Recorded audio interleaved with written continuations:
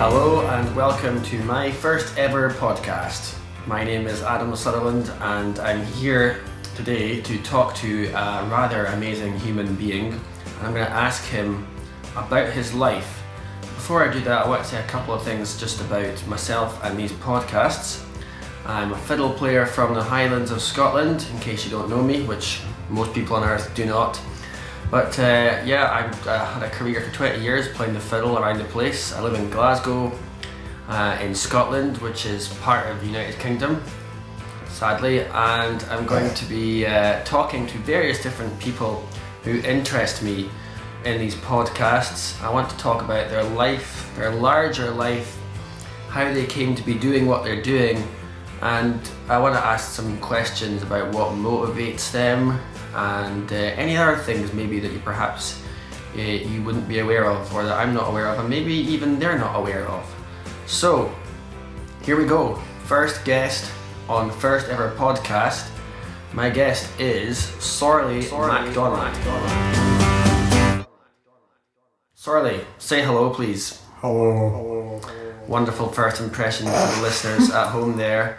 Somhairle is someone who I have known for a very long time. He comes from the Highlands, as do I, and he is a very talented man indeed. Many of you will be familiar with his work. He is an artist and musician. He has done huge amounts of work on various traditional music album covers. He's got his own calendar for this year, which is 2018 at the time of recording. He's a formidable bass player, photographer. Have I missed anything out? Quite good at clapping. You're good at clapping. Yeah. I've been practicing the shaker a lot, which is fucking zen. Okay, it's zen. So you're a zen shaker and a clapper. I'm sorry for missing out those obvious big ones there, but you can see the talent of the guy right there at home. So I'd like to start off by trying to give people an impression of who you are by starting off. Where are you from? I'm from a little place called Drumchardon. Or it was little when I was young, but it's not now. It's full of people who live there but drive to Inverness. So Drumchardon is near Inverness, and Inverness... It's between Inverness and Bewley. Okay, and that's in the Highlands of Scotland, just in case folk are listening on the other side of the world. Mm-hmm. I would love it if folk were listening on the other side of the world. That would be good. It would be good. So let's pretend we're talking to someone in Tasmania. Yeah. I have an uncle there.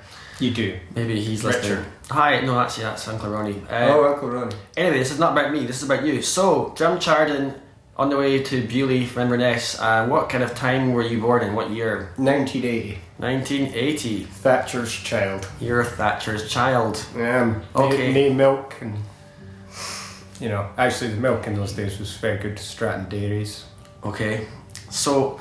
Creamy. Before we get to your art and what you really do, can you paint a picture of your childhood? What was it like growing up? I was outside a lot. Mm-hmm. I had lots of interesting friends who are just as interesting now as they were back then.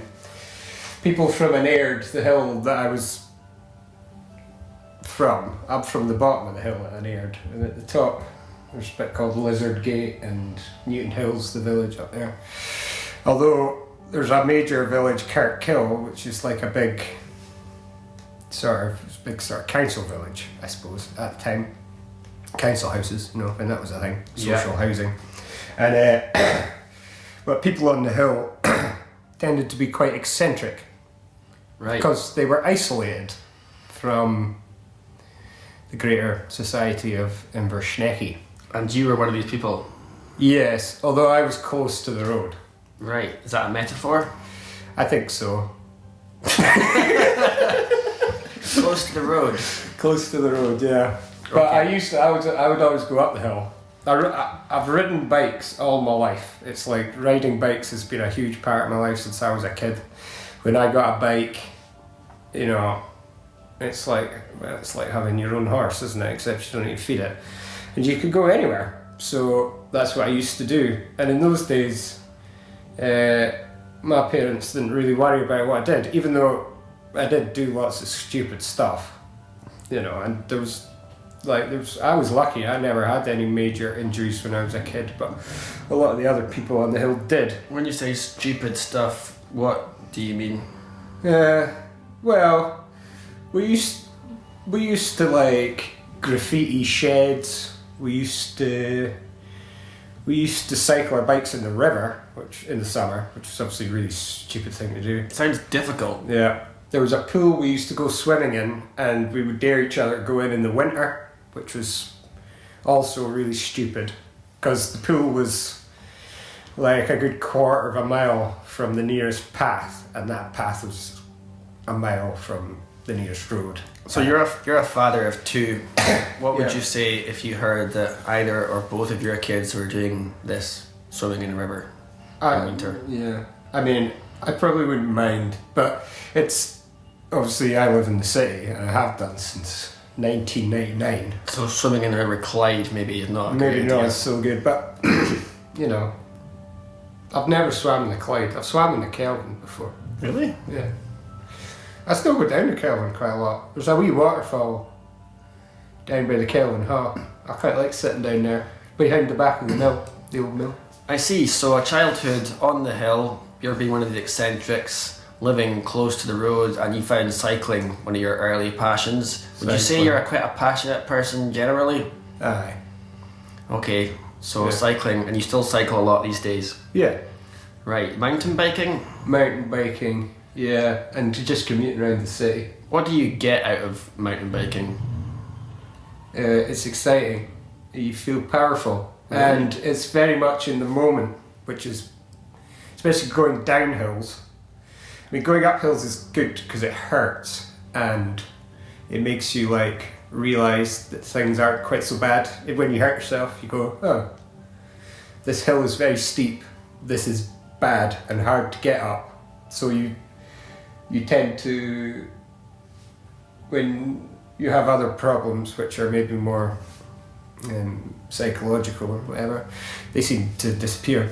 So is it kind of therapeutic for you? Oh yeah, yeah, and being outside and getting dirty is great fun, you know, in lots of different ways. And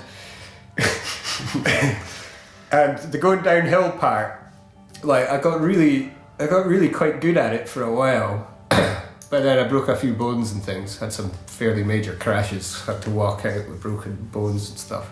Walk out of where? Last one was on Ben Lomond, broke my wrist.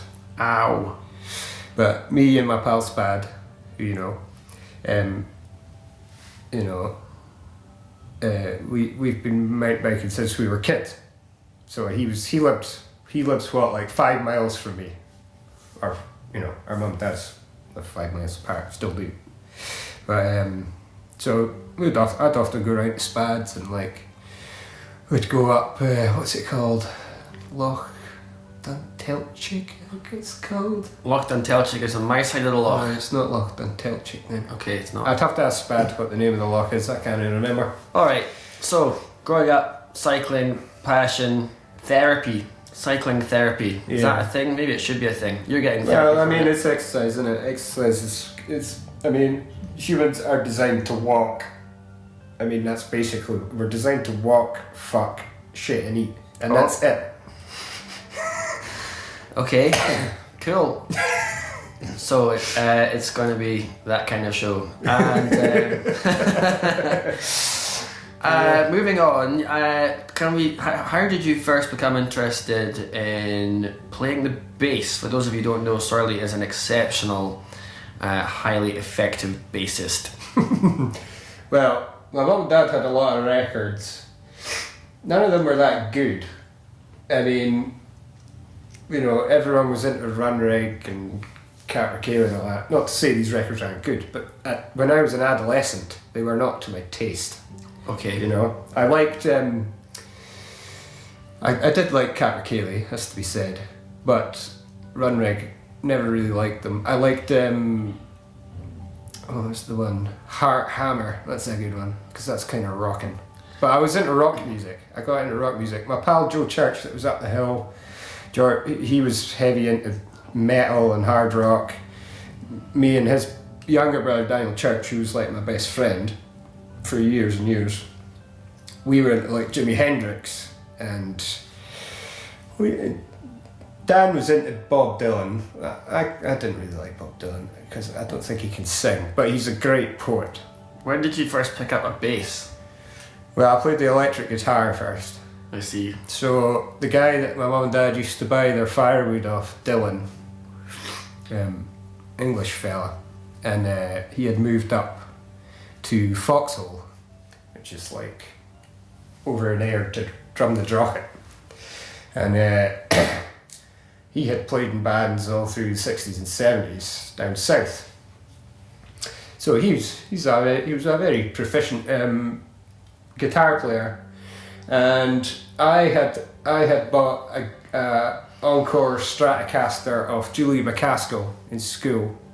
She now lives in America and is like a really hardcore Christian, strangely, but she was a total goth back in school. Wow. And so I bought that off her for 30 quid, this Encore Strat, and I just plugged it into my dad's hi-fi because it had a mic input, so it distorted instantly. And I was like, this is great. And of course my parents hated it. My Auntie Barbara was a good singer as well. She used to sing in bands and stuff for a bit in Fort William. Who would that be? Late 70s. So you've got family in Fort William. Where's Fort William for those at home if you don't maybe know? Head of Loch Linney. And that's in the Highlands as well, at the other end of the Great Glen. Aye, the other end of the fault, yeah. The other end of the fault line. Actually, the fault line goes all the way down to Islay, did you know? Yes. And up to Shetland. Yeah. Anyway, we're getting a bit sidetracked, but you do have a big geology. You do have a strong family kind of unit, don't you? You've got family in Fort William and also obviously near Inverness, and you very much identify with the Highlands. Would you say you are a Highlander? Oh, aye. So you grew up and you got into playing, sounds like some pretty kind of mainstream but awesome music. What it was that turned me round into electric guitar and the heavy rock thing was I was down at my Auntie Barbara's house. They live in Slaughterwoolen, which is like near Kilmartin, which is on the west coast, kind of. It's a wee bit inland, but it's like a magical Celtic place. We used to go down there. There's all standing stones and tombs and all this sort of stuff. And I used to go down there when I was young. You know, Mum and Dad would basically, if they were off doing something, they'd dump me and my sister at Bill and Barbara's house. But Auntie Barbara and Uncle Bill had great taste in music, you know. So my Auntie Barbara had heard that I'd been playing the electric guitar, probably because my mum was bitching about how fucking noisy it was, and like, she was like really encouraging of me playing the electric guitar, and so was my Uncle Bill. And so she gave me the record Black Sabbath, which changed my life. The front cover of it is like a woman in a cloak standing in this sort of winter churchyard. And, you know, it's all tritones. And it's really good. Really good record. Still listen to it. Still play along with it. But, so I was trying to play along to Black Sabbath through a hi-fi that was also playing the record at the same time, so it was extremely loud and sounded awful, obviously. Okay. And so Dylan came and dropped the wood off one time for the fire, and my mum said, will you teach Sorley how to play the guitar, because it sounds terrible and it would be nice if it didn't sound so terrible. So he taught me, and the first thing he taught me was Smoke on the Water, obviously, by Deep Purple. And then, you know, I was aware that was a total cliche, so I asked him to teach me something else. And the first thing I learned that was kind of complicated, I can't remember the name of it, but it was a Fleetwood Mac tune before they turned all soft rock, when they were still like a sort of Caucasian blues band. Then, so I learnt that, and that got me going on it. And then I ended up playing bass because of the Somervilles and Spad. I was just going to ask you how you came from this hard rocking teenage aggression, mad cycling, close to the road person. You ended up going from there into playing a folk music crossover band, and this was your high school band, which you just alluded to there a bit. And so what were you called in high school? St. Charlton Academy in Inverness, right? That's right, yeah. You you joined the band. I joined the band, they had already formed it, yeah. What were they called? Dry as a Bone. Dry as a Bone. How was that spelled? Dryzabone. I don't think those letters spell with them. Isn't it dry? Yes, they do. Dryzabone. Okay, yeah, I see that. Dry as a Bone. Dryzabone. That's profound genius. Isn't it? I think that was John Somerville. John, okay, so can you just talk us through who is in the original Dry as a Bone high school band in Charlton Academy in the mid to early 90s? John Somerville playing the accordion. His brother Misha, who is quite an interesting fella. Well, everyone's interesting. But what did he do? He played banjo, mandola, Whoa. mandolin, and the whistles. And the whistles. And yeah. Of course, Misha was a bit of an overachiever when he was an adolescent. Wow, he's certainly adventurous. Yeah. And Spad playing the guitar. Barry Spad Reed. And was there not a drummer as well? Later on there was, but at first there wasn't. Oh, I see. Yeah. So bass and guitar. Well, at first I played guitar with Spad. Right. And then we were like, this is stupid. So John was like, you should play bass. And I was like, okay. So got a bass out of the school. So John Somerville is responsible for you playing the bass? Yeah, pretty much. My goodness me, he's got a lot to answer for in that And case. I mean, my musical knowledge, coming from rock, my musical knowledge was more like blues and heavy metal. And heavy metal's obviously super simple, it's just power chords and shit like that. So the bass was actually like a good fit for me because, you know, I could play open chords and bar chords and all that sort of thing, but I didn't really, at the time, I didn't really understand the difference between majors and minors and all that sort of stuff. Have you got the hang of that now? Not really. I mean, anytime something's in a major key, I tend to turn it into something that's a little more modal. That's fair enough. I can't argue against that. Yeah. So just to get a little bit of the backdrop of the time, we're looking at the mid-90s in the Highlands here. Spectacular Highland band Dry as a Bone, who would later become Croft Number 5. But at this stage, Dry as a Bone are forming, and you're mixing immediately the influences you've spoken about there, your rhythm and blues, and you're playing with these guys, the Somervilles, and they're from over the hill in a place called Abriachin, which is above Loch Ness, and they're playing accordion and banjo. Yeah. So you're doing a bit of crossover stuff, and you've got Spad Reed on electric guitar.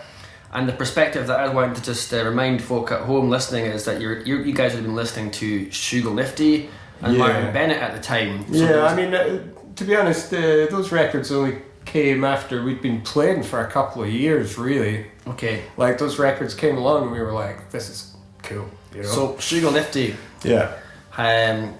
They were hugely influential on yourselves as a band, and Martin Bennett. Yeah. And if those people at home haven't heard of them, then go and check them out. Okay, so let's keep going. So Dry as a Bone forms. Now I haven't asked you yet. I mean, we're specifically been so far talking about music, but I'm guessing that a lot of folk listening to this will be familiar with you as a visual artist. So can we just have two kind of parallel conversations going at the same time and maybe dart between the two? Yeah. So up to now, I mean, when did you start? Tell us about how you started your visual art. When I started drawing, I was maybe 2 or 3. 2 or 3? Yeah. My mum was a very talented artist, and so was her dad. So were you shown by your mum? Yeah. She got and my grandpa Scott. Grandpa Scott died when I was 5. He drove tanks in the war. He was in the Desert Rats. Whoa. And then actually when he came back to Cool, my nana moved into Cool when he was still at war. So she and Morag Bruce were the 2 first residents of Cool. And Cool is a wee village. It's right at the head of Loch Linney. It's like where the loch breaks onto the beach is where Cool is. Yeah. So there's a brilliant photo of the pair of them standing on Clunes Avenue, and the road wasn't even built. They were wooden forestry houses, Swedish kit houses. Right. Because they were the cheapest, easiest thing to put up at the time. And yeah, there's just one thing, and then it's just cleared heath where they are. It's like a blar, you'd say in Gaelic. So a blar, it's like a sort of flat scrubland kind of place. All right. So you started painting or drawing? Drawing with pencils. Drawing mainly, pencils. yeah. And can you give us like an overview of your first 15 years of drawing and painting, or anything that sticks out to you as being... Well, my mum encouraged me to do it, and obviously back in those days when you were there was a lot less to do, and you didn't really watch... I mean, we didn't get many TV channels till later on. So there was less things to do, so you amused yourself a lot, and drawing was one of the ways I amused myself. It still is. It's one of the primary ways. Like last night I sat and drew something for no reason at all. You know, just because it amused me, because I was bored of working for other people. So I drew something for myself.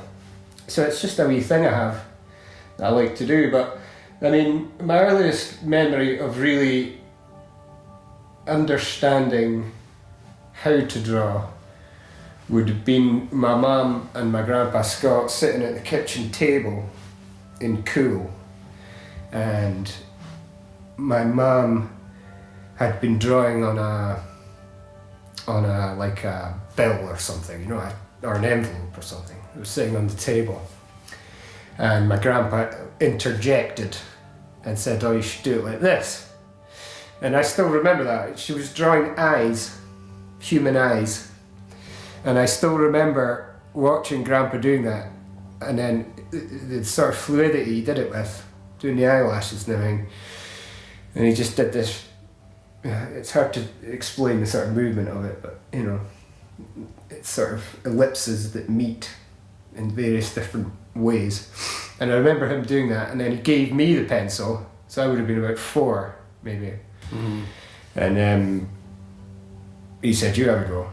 And I remember him leaning over me, holding my hand, and showing me how to do something in one movement. And that's still something I try to do all the time. So that had a huge impression on you at the age of 4. And it's such a simple thing, but it's really hard to do, you know. There's this story of Da Vinci where he got the job doing the Sistine Chapel, and all these other painters of Renaissance painters at the time had been going in showing all the cardinals and everything, all these amazing paintings they'd done and all these commissions for the glitterati at the time. And Leonardo da Vinci, who had been wandering the streets looking for dead people so he could draw anatomical diagrams, wandered in, put a piece of paper on the cardinal's desk, drew a circle in one movement and left and got the job, apparently. And that whole one movement thing is still something that I strive for. It's not something I can really do, and when I do it, it's by accident. And you know, it has that sort of, I don't know, it's like I was saying about riding a mountain bike. It's like that in that moment kind of thing. It's not something really that you can manufacture, or... Is it almost like something that you have to allow to happen? Yeah. When it's happening, you can't actually just decide, I'm going to do this now. No, it's completely unconscious. So you mentioned Zen earlier. That sounds a little bit Zen. It is, yeah. And I mean, drawing's a place I can go... Music's the same. It's a place I can go to hide from other things. You know, I was going to ask you about what you get out of being an artist, or what expressing yourself through art does for you, and you've just offered it there freely. So can you talk a bit more about what it is that drawing or painting does for you? Well, it gives me a sense of myself more than anything else. And the way I draw, I mean, I go through fits and starts of sketchbooks, but some of my sketchbooks are pretty far out, you know, and I write as well, so I write in them too.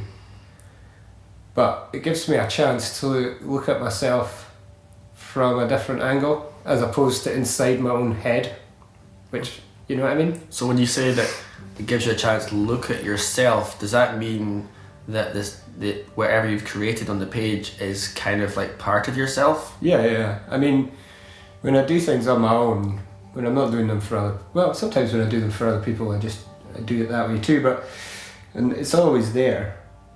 And I think every artist should and does have a strong sense of themselves, but you know, the idea of like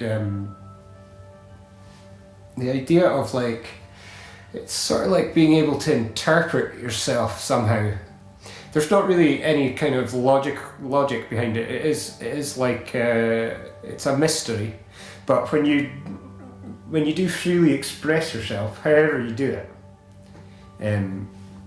I do find that when I'm in that kind of flow, then I don't feel.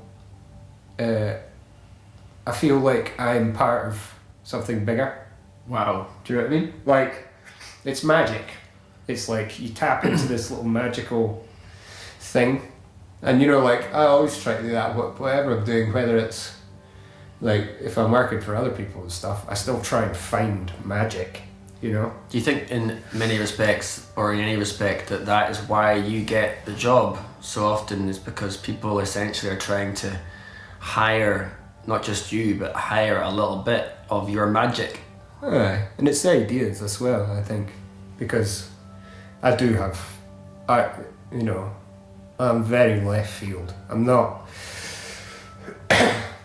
since it was about 10 or 11, I just gave up trying to be normal, because I thought it was so passé and boring. And I just, when you're young, there's all this sort of peer pressure to be sort of normal, and I suppose I was lucky where I came from, because the only people that were, so-called normal were from the big villages, and then they were nearly always sort of crazy dysfunctional types, and like the lot of us on the hill, like, we were resourceful and creative all the time.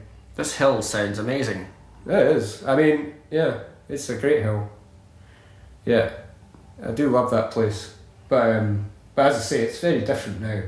There's a lot of people live there now, whereas when I was younger, there wasn't so many, and you don't really see a lot of the people who live there now. They just drive in and out to town and sort of bide in their houses. Okay, that's interesting. That's all very, very interesting. We've spoken a little bit about your early years, being influenced by your grandparents and how to draw and the fluidity of movement. When you were in school as an artist, did you attract the attention and the eye of your teachers? Yes. Yeah. I did. I only got a C in art in the end. But I got an A in sixth year studies, after having not a fist fight, but a pushing fight with the head of the art department in Charleston. You had a fight with your art teacher? Yes. What was that about? I was painting this massive painting. I mean, I painted all kinds of weird shit, and like one of these things that I got into was, like magic eyes. Yes. So if you draw loads of straight lines and do them in a spiral, it ends up tricking your mind into sort of falling into the spiral, almost like it's like a vortex or something. And I was dead into this. My dad had this book of magic eye things. So I was into this idea. So I did this massive painting. It was maybe about 4 foot square. And I'd been doing it for a while. And Mr. Piggott painted on it. And I totally lost it with him. And he lost it with me, because I told him he was a total washout, But I knew him from playing tunes. He was a clawhammer guitar player. The plot thickens. Yeah, so I knew him from the odd session here and there. There used to be a session in Tulloch Castle in Dingle, and knew him from there. Have you guys reconciled your differences since then? No. No. I did my 6th year studies. I got moved to the IRA. The IRA, for those listening, is not as bad as it sounds. I know, because I went to this school, Inverness Royal Academy. Royal Academy. So you went to Inverness Royal Academy. I did. Wow, Yeah. I didn't see you there. No, I went at night. That's why I didn't see you there. Yeah, I went at night. There was an adult class. The guy your dad knows the art teacher there, Mr. Macquarie, because he was a hill runner as well. Right. And he was a great guy. So he did an adult class on a Wednesday night, like 7 till 9 or something, and then I'd go in the Thursday and Friday as well. Just myself and there was another girl, she was called, what was her name, Elspeth, I think. She was excellent. She was a much better artist than me because, well, she was much better technically. She could see things and draw them like they look. Whereas there was one night we were doing life drawing, and he had brought this lassie in and put a sou'wester on her, like a yellow fisherman's overall, and she was holding a rope like this, right? Like what? Can you describe it? Like one hand up, the rope was like coiled around her elbow, and then the tail of it was coming down into her other hand, and then it just sort of coiled up the ground, and she just sat there for like 2 hours flat. And I had a big sheet of A1 paper, and I basically just blocked the girl in. So I just sort of like sketched her really square and geometric, because the sou'wester had this, because it's a sort of rigid fabric, it goes into sort of sharp angles, and so I was attracted to that, and it was shiny, so I drew all these sharp angles, and then I just sort of put her face like so that she looked like a robot basically, and her hair, and then I spent ages just doing every strand in the rope. So just going through drawing every strand in the rope, because a big plaited rope, and I was more interested in the rope, and then to finish it off, so it was just done with black pen, like different thicknesses of black pen, so very, very graphical and abstract, and when I was doing the thing on the ropes, all the strands on the ropes, I then copied that style onto her hair, so her hair looked like it was sort of this crazy pattern basically, and then I just got some yellow ink and literally just threw it at the paper. And Mr. Macquarie saw me throwing the yellow ink, and he came over, and this is credit to him, and he said, "What are you doing there?" I was like, "I'm finished." He's like, okay, and he was looking at me, and there was an easel standing up, and he sort of came around the back of me and had a look at it, and he just put his arms up like this, and he said, everyone, come over here, and everyone else had been sitting trying to draw what they were seeing, whereas I had just done something I wanted to do. Would you say you drew not so much what you saw but what you felt? I think maybe at that time in my life, probably not. I mean, when I draw what I feel, it's pretty mental. But you certainly departed from the strict... I departed from reality massively. I mean, I was no good at... I can do it now through digital stuff. I can paint things, I can draw and paint things so that they look like stuff in the computer. But doing it by hand, I tend not to. I can start doing that, but generally as I get into the process of drawing and I get into this sort of state of flow, then I get ideas. So as I create stuff, one thing I create makes me think of something else I can create, and something else I can create, and it's a sort of journey you go on, So there's an element in your art of spontaneity. I think there has to be. But I just want to go back a few steps here, because when you described painting the girl in the yellow sou'wester, and you described how you enjoyed painting the rope in such detail. Yeah. Because one of the things, and I am absolutely the worst visual artist you will ever know, so I am completely unqualified to even talk about this, because in the same art department that you were studying in on these evenings, I got straight sevens. And for those who don't know what that is at home, a 1 and 2 is top marks, 3 and 4 is kind of middle of the range, 5 and 6 is about as bad as you can get. And then there's what I got, which was straight sevens. So I nervously ask you about art, and I think it's hilarious that you were actually doing this in the same room, in the same building that I so spectacularly failed in. But you spent so much time attracted to the detail of the rope. Yeah. I think that's awesome, because one of the things I noticed about one of the first times I saw any of your visual work was when I joined the band a few years later, and we'll come to that in a wee minute, that later period in the musical life, once we jump back to the music side of your life, you incredible creative person, you. But going back to this, first picture I noticed of yours, you'd done, which seemed to me, you had a few big characters which were looking incredibly kind of abstract and beautiful, but the background was just a scroll of black and white, until you came in close and you realised that it was actually writing. Yeah. And you'd written millions of words. I think it was stream of consciousness. So you seem to have, to me, going back to this rope, that you have the ability to pay very close attention to minute detail and to be really disciplined about doing that. But then you also have this kind of other juxtaposition where you will actually take that detail and then go into a kind of spontaneous other decision-making process. And maybe, have you ever noticed that this seems to be a kind of two of your strengths, and you have many strengths as an artist. You can pay really close attention to detail, but you can also spectacularly abandon a plan. Yeah.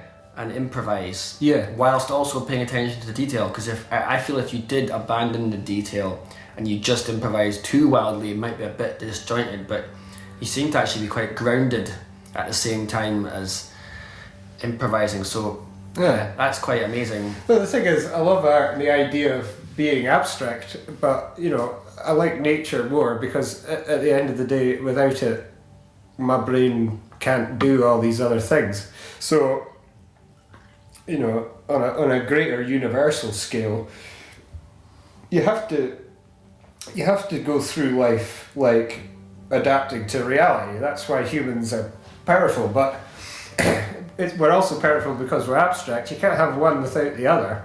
And it's sort of, in creativity, there's especially when you do it for money, for other people, you have to have a plan, because otherwise you're just asking for their blind trust. And I am quite odd, so if somebody does give me free rein, quite often I'll come up with something that will just absolutely disgust them, But sometimes I come up with something and they're like flabbergasted of how I came up with it. But it's all about magic, and the devil is in the detail. It is. That's where all the things that are important come from smaller things, And anything that's obvious and normal to me is almost... I'm getting better at this the older I get. But, I'm getting better at not caring about things. But before, when I was a teenager and stuff, anything that was normal, I just found completely abhorrent. I just thought it was like listening to pop music, or, Salt and Pepper were good, but New Kids on the Block, or Tiffany and all this shit, and you're just like, this is bilge, and most of it was, but the idea of being normal, wearing the same clothes as other people, acting the same way, I was just like, why would you do that, and I always kind of felt that way, and it wasn't until maybe I was 14 or something, and grunge happened. So Nirvana came along, and Nirvana ended up being kind of normal. But when I got into Nirvana, it was it the first album? I think it was Bleach, and it was really, really heavy, cool as fuck. Never heard anything like it before, and that was when I decided, from listening to those songs, that was when I decided I wasn't even going to try to be anything other than myself. I wasn't even going to try to fit in with Craig MacDonald or David Nairn and all these other people. I was like, I'm going to do what I want, and to hell is.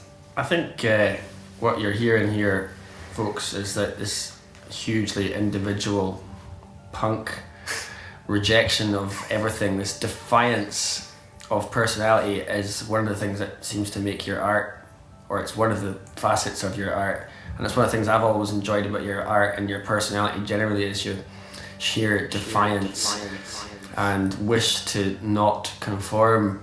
But maybe that's shoved you off in new directions creatively. Would you say your attitude to life has influenced your attitude to your art? Yeah, it has to. But I mean, what made me curtail my sort of creative freedom when I became an independent adult? I had to find a way to make money out of what I did.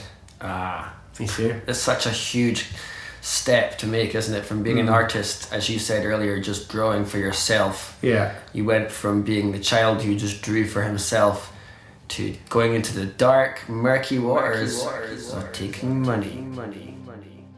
Yeah, of taking money. And like that all came about through craft number 5. So we craft number 5. Yeah. So we're going back to the music here. Let's go back to the music. This is good. I'm enjoying this duality.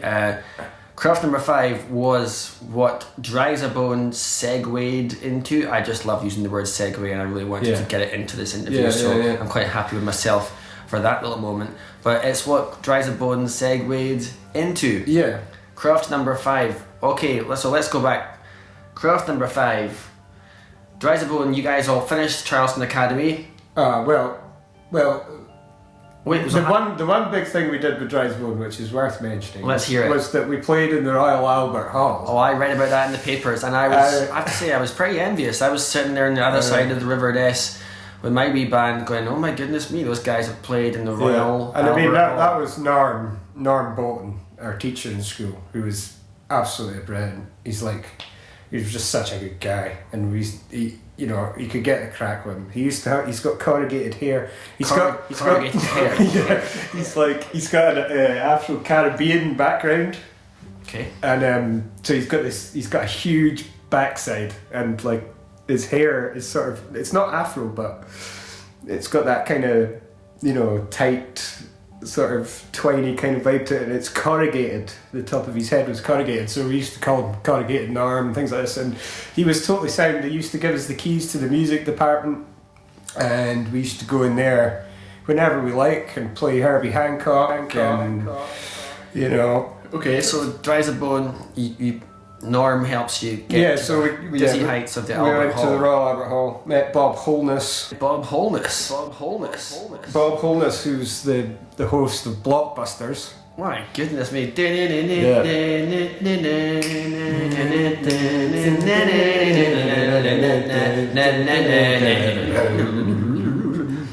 was a Please Bob and all that. And the lassie that was doing the sound was from Invergarden. It was great.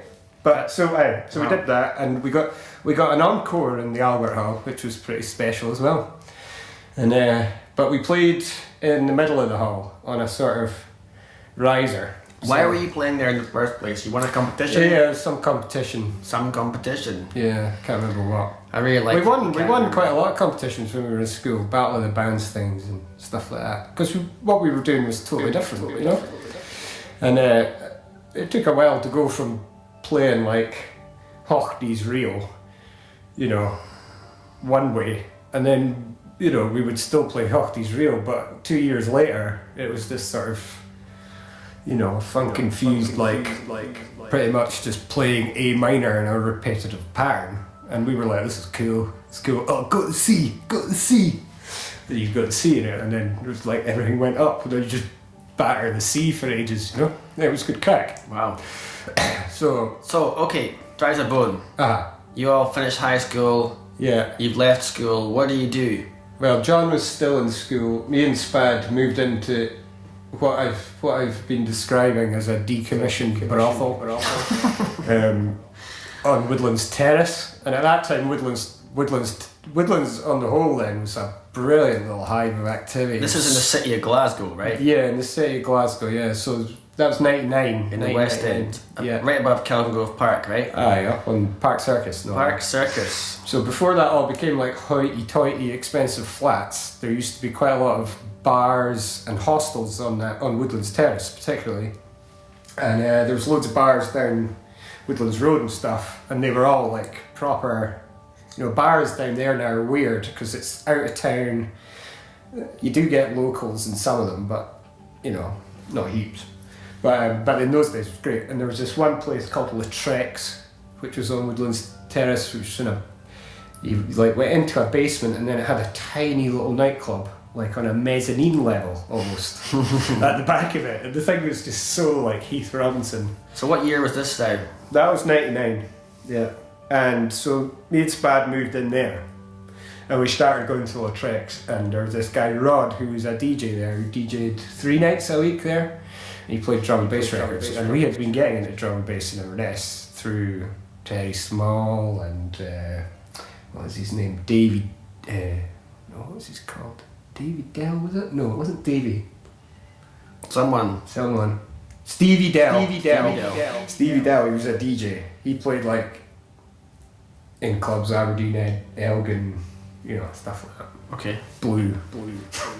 And so we had got into drum and bass a wee bit there. In fact, Terry Small deserves a lot of credit for my taste in music, because he got me into... I met him at Face Ross. He was teaching guitar, and he had this side class teaching the bass. There was like 3 of us playing the bass.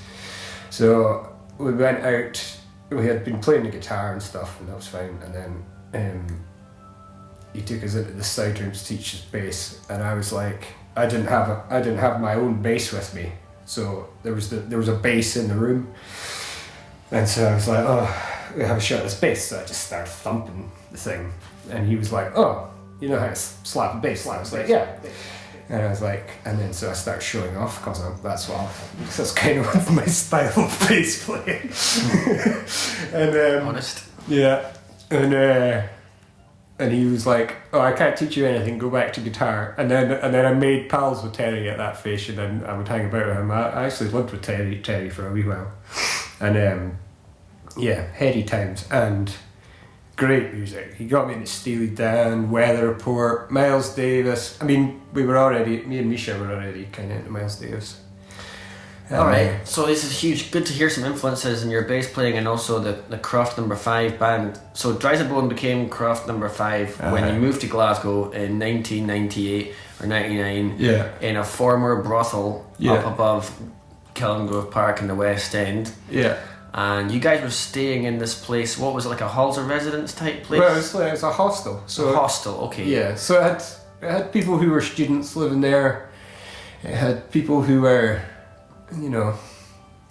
living under the radar, should we say. It had people who were travellers, backpackers. There was Bible John, who was like a religious guy, who was actually super interesting. But he always tried to convert people. Bible John. Bible John. You know, there was a famous Scottish serial killer called Bible. Just wasn't the same. No, it wasn't the same guy. That's good. Yeah. We called him Bible John because he was called John, and he always had a Bible with him. John the Bible would have been another option. Would have been. It's a bit more Western Isles, isn't it? Yeah. I once met a John called John the Boat. John the Boat. Anyway. Yes. Bible John. Okay, so alright, so Woodlands, I'm just trying to paint a picture here. Yeah, we were in a basement. Me and Spad were in this room in a basement. We had loads of room and a big hallway. And with Dries a Bone, we had gone to the Lorient Festival in France, and that was where we met Paul Jennings, the drummer. This was quite a seminal, important moment in the history of Croft No. 5. It was, yeah, because Paul brought huge amounts of influence, because at the time he was in a Peruvian band, so he had another band on the go in Shetland called In Ostrachen, and the guy who played the bass in that ended up later on played bass for Bongshang, who were also a Shetland band, J.G. Jameson and all that, and they were classic band. I still listen to Hurricane Jungle. I think it's a brilliant album, one of the best ethno folk albums there is. I think it's just cool as fuck, and I think it's amazing that it was made in Shetland, in 2003 or whatever. But we were getting the boat over. We had gone in a bus from Denny with the Denny Pipe Band and all their dancers, which was awful, absolutely awful. So you want a bus from Denny? Is that kind of near Falkirk? Falkirk. So you got a bus from Falkirk to Lorient, which is in Brittany in France. For those who don't know, yeah, that's a fair trek. It's a pretty long way to go. Yeah, and the people that we were with were not our. We didn't fit in them. Not your group. That sounds interesting. Yeah, it was. I mean, by the end of it, we had made some pals with some of them. Was it a pipe band you were with, by any chance? Yeah, pipe band, yeah. And the dancer, we were mainly with the dancers, which at first sounded great, but it turned out they were all total diddies. But there was a few of them that were sound, you know what I mean?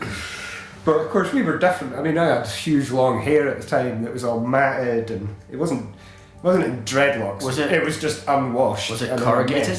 It wasn't corrugated, no. Okay, just no, checking. more matted. Matted. Yeah. Wow, I'm learning stuff. And smelly. Yeah. Smelly and matted. Yeah. I didn't wash it, and I went mountain biking all the time, so it was full of mud and sticks and all kinds of stuff. Okay, so what can you just describe what your hair is like now? Oh, I've got a cliff. You do have quite a I've cliff. had a You've got some distinguished grey hairs, which I've just noticed creeping in. Yeah, my mum had the flashes up. Because my mum hated my long hair. She used to attack me with a horse brush, which is like a solid brass brush. Your mum attacked you with a horse brush? Yeah, to try and get the knots out of it. How did Because I refused to cut it because I was a fucking rocker. You know what I mean? And one day, on a Sunday, Channel 4 used to have vintage films on, and my mum used to love watching these films. She loved these vintage films, and if the weather was bad or whatever, I'd sit by the fire and watch them with her. And Cary Grant was on the telly, and he had this quiff, and there was like swing music. It was all black and white. It was just beautiful, and I was like, Mum. I was like, Mum, cut my hair like Cary Grant. And she's just went and got the scissors straight away. Didn't even put a towel down or anything. She just started cutting my hair off. She was absolutely gleeful.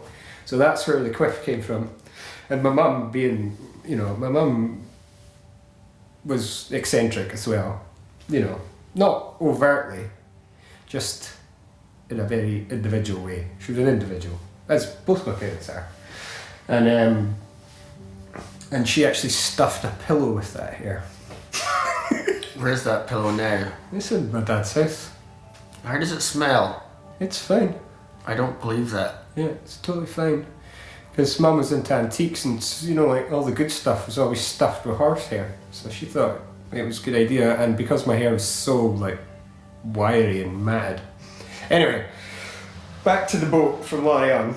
The boat from Lorient, craft number 5, history. Yeah. Lorient Festival, 1999. 98? 98, I think. 98. You meet Paul Jennings. Let's just a wee brief introduction for those at home who don't know Paul Jennings. There won't be many of you, but Paul Jennings at this time was a Shetland drummer. Yes. And you met him at this festival, and you guys clicked. Paul Jennings and you guys clicked, and he joined. Well, at first, we thought he was a wanker because I didn't know that. We were all sitting in the cafeteria of our wee gang. And Mike Bryan was with us as well. Mike Bryan, great guy, guitar player from Liverpool. Indeed, yes. A hip hop aficionado. Yes, colourful man. And we were all sitting in our wee clique, eating lasagna and chips or whatever. And Paul was one of the first people we had ever seen with a mobile phone that was our age. He had he had Arctic camouflage trousers on and all these Peruvian bracelets, which his pals in the Peruvian band had obviously adorned him with. One of them was really cool. It was like a maraca on his wrist, so you could actually play it like that. Right. It was pretty smart. He's a very multi-talented man. He is, yeah. And we were all sitting there in our wee clique looking at him. He was standing there. Fuck knows who he was phoning, like. On the boat to Lorient, but like he was sitting there with his phone, the massive aerial, and it was like total brick, and we were like, "Who's that wanker?" Look at the spate of him. and then we got to the. I don't think we spoke to him on the boat. I think we just slagged him from a distance, and then we met him in Lorient, and like since then we were thick as thieves, And he joined the band. He joined the band. He was very highly influenced by James McIntosh at the time from Sugarlift. Yeah. and we were highly influenced by Sugar Lifty at the time as well. And so he was living in Edinburgh, these folks, at that time. So he had left Shetland by the time he went to Lorient, I believe. Yeah, he'd been out of Shetland for a while. And and so he would come to the basement and we would rehearse. John wasn't there. I've still got the cassettes actually of some of those rehearsals. And we had this huge, because we used to do a lot of gigs, we had our own PA and stuff that we'd bought over the years doing, busking and weddings and stuff. We'd saved up enough money, so we had this huge 16-channel mixer, like nice quality tape deck and all this stuff, and a couple of microphones. And Paul used to come through. Misha at that time was living in the East End of Glasgow, studying mechanical engineering at Strathclyde University, and was calling himself Murray David, which is actually his first two names. Misha's his third name. Got 4 names. Yeah. And so he would come up. It was funny, we used to say when Misha crossed George Square, he became Misha on the west side of it, and when he was on the east side, he was Murray David. We went out to the student union with him one night, and everyone was calling him Murray David, and this was when we twigged that he was living a double life. And we were like, what are you up to, man? You know what I mean? Suitably mysterious. Yes, international man of mystery. So we would practice in the basement, and then because we were listening to so much drum and bass, like wigged out jazz music, and what I could only describe as hardcore funk, which is stuff like Parliament, Bootsy Collins, James Brown, Jamiroquai at the time were a huge thing, like Emergency on Planet Earth, Space Cowboy, all that stuff. I mean, they were a huge influence as well. So we would just sit and listen to records. Herbie Hancock, like Walking to the Sunlight. I mean, that just went. I mean, when we found that song, that just was like the party song. It just was never off. Just round and round and round, Can I just jump in here very quickly? This is around the time that I started hanging out with you guys. Uh-huh. And I'd known yous from Inverness. I was in the Inverness Royal Academy, and you were in Charleston, and I think we knew of each other. Well, we had tunes, because the reason we called you Fatboy was because of that t-shirt, and we seen you in Balmain House, and where was the other place we went? The Clachnahari. That's right. So I started hanging out with yous in Glasgow now. The two disparate Invernessian groups. Mm-hmm. Although I guess I'm on my own, so I wasn't really a group, but started hanging out with you guys in this place, number 5 Woodlands Terrace. Yeah. Which is why Croft number 5 came about. Yeah, that's where the 5 comes from. I can remember jamming with you guys and finding it really exciting because we were all young, we were all 18, 19, maybe 20 at a push, and you guys were listening to music that wasn't just traditional music. We were listening to, as you've just mentioned extensively there, the likes of Herbie Hancock and Jamiroquai, and it was just, it felt, I'm just going to offer a little bit of my own experience here, even though it's not really about me, but I just felt really excited by this listening to. Because I remember you were heavy into Led Zeppelin at the time. Oh, I loved the old blues and all that, and hard rocking. But it was good to hear some funk, and I think that's one of the things that influenced Craft Number 5 was what we listened to, and I certainly gained a huge amount listening to the same artists that you guys were listening to. I don't know if I would have found Herbie Hancock if it hadn't been for yourselves. And so then, Craft Number 5 was born, and we had a hell of a time. We did, and we've not got too much long left, I would say. Yeah. So we've spoken. This has been great to hear about early life and influences and what ingredients went into the cauldron that has been spitting out everything that you've been doing ever since. If you pardon my attempts at metaphors. My output. Your output. And now you're one of the most sought after visual artists in Scotland, certainly in the folk scene, and probably wider than that. Many folk albums have had their art design done by yourself. I can claim both my solo albums were done by yourself. Mm-hmm. In conjunction with me, you were able to listen to some ideas, but you would always go and do your own thing. Yeah. And you're great at taking a concept and coming up with ideas, I would say, is my own personal experience. Well, I find when I'm at work with somebody, usually I can gauge whether they just want something simple that maybe it doesn't have too many creative elements, or if there's somebody who seems to have no idea. A lot of the time I've found a lot of musicians come to me and they make music, but they don't really know why or what it is, and they almost, sometimes people ask me to sort of interpret their music into something, and often often what I create will have a impact on what they end up calling things, or do you know what I mean? So I like that sort of symbiotic relationship. Yeah. You know, because just somebody saying draw this, like when it was an early graphic designer, you know, I spent a lot of time wrestling with the artist inside me, because basically I was constantly compromising myself to meet other people's expectations, and Not your style. not my style. But I learned how to do it over a long period of time. But you've now kind of forged your own identity with, you know, people don't ask you to do that, I don't think, with a lot of album covers and things. People give you some license. Right? Yes. I think that's the best way to get you and me to both be happy, is to give you as much rope as I can possibly give you. Yeah. And all I need is a couple of boxes ticked, really. Yeah, And then that's it, on you go. Yeah. And that'd be my advice to anyone else actually wanting to book Sorley. And you all should book Sorley for your album covers. Or you've done a calendar this year. Actually, can you just briefly tell us about your calendar? This is photography. We haven't spoken about that at all yet. I've been heavy into landscape photography for a few years, mainly just to get me out of the city, you know. But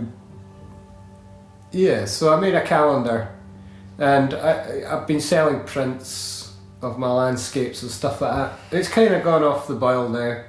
It was kind of tied up in a previous era in my life and a person.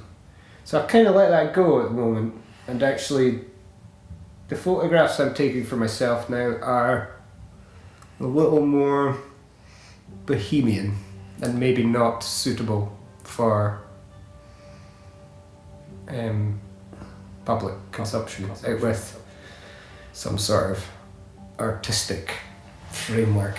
I like this, because this shows to me you haven't just become a slave to other people's desires. You're already, if you've not left it before, you're keeping, what I'm saying is you're already keeping in touch with your own artistic desires. And to me, you've never ever forgotten, I don't think you ever will forget, your own artistic kind of direction. Is that a fair assessment? I wouldn't call it a direction as much as a sort of ball of confusion. It's more like because I use my creativity as a way, like I was saying earlier, it's almost like helps me interpret myself. Okay. And like recently, after being in a long-term relationship with somebody who I loved very, very much, things changed dramatically, and then the band got back together after 10 years, and I sort of rediscovered my wild side, you know? And it's not to say it's particularly healthy or beneficial to my longevity as a biological life form, but it's great for creativity because I tend to just throw the baby out with the bathwater now, if you know what I mean. It's like if I've found a renewed sense of not giving a fuck, because I've realised that as time goes on, my significance to the world at large is fairly small, and the idea of being comfortable and settled now is kind of alien to me. So at the moment I'm in a period of wild abandonment. Okay, so just to finish up here, before I ask you these final few questions, I just want to just reaffirm to the listeners exactly what it is that you can do for them. Sorry, you can design album covers. I can take photographs. You can take photographs. What kind of photographs can you take? Generally, not the type of photographs other people take. For what functions? For promo, but generally, what I found is the more creative photography I do ends up on albums, and stuff that's more functional ends up for promotion. But I would like everyone to, have more sort of gay abandonment about themselves. But Okay, what else can you offer? I can draw pictures, I can paint pictures, I can frame pictures, I can play the bass, I can play the bongos, I can play the cajon kind of. I've been getting into flamenco music. What about the shaker? You mentioned the shaker earlier. Well, the shaker's hard. The shaker's the hardest instrument. So you're not offering that as a professional service Not yet. at this stage. No. All right. Shaker is the hardest thing to do because it requires this rock steady fucking. You're only doing one little thing, but see if you get it wrong, it's shit. Right? It doesn't work anymore. So, but to get it right and to do it all the way through a song is it's like an endurance event, because the minute you concentrate on it, you falter, but at the same time you can't change what you're doing. So it's like Okay, yeah. cool. So, sorry to cut you off there. I just wanted to leave people with a strong impression of what it is that you charge money for. But it's good to hear about the shaker, as well. Yeah, generally, if you need pictures made, I can make them. Okay, Yeah. that's great. And what's your website? My name, which is spelt pretty mental. Somhairle. Sorry. It's got a hurley on it. Sorry. Sorry. So yeah. So if you can spell that, you're all go. And the other name I go under is Schmo, which is. Finish your website there. Just Sorry. If you type that in, you'll find me. Sorry. Yeah. Somhairle. Yeah. And where I keep my photography is under Schmo, which is what I've been called since I was a teenager. We used to have all kinds of weird companies like Mooncat Productions, Tractor Beat Records. There's all kinds of weird companies. I used to make logos up for all these things. There was the Piping Dog, which was a rap record I made on my own when I was a stoner. Okay. And then Schmo. so Schmo, which is Yiddish for idiot. So SHMO. Yeah. Okay, so I'm going to ask you just to finish off. Before I ask these questions, actually, I'm going to just thank you. Somhairle MacDonald of Drumchardon, artist, bass player, and individual. Are you ready for your quick questions? Yes. What is art? Art is the manifestation of subconscious desire and universal being. Does art exist? Yes. Does anything exist? Yes. Is this conversation happening? Yes. Thank you very much, Sorley. Thank you all for listening. If you got this far, I salute you, congratulate you. And this has been my first ever podcast. I have been Adam Sutherland. This has been Somhairle MacDonald. See you next time. Bye.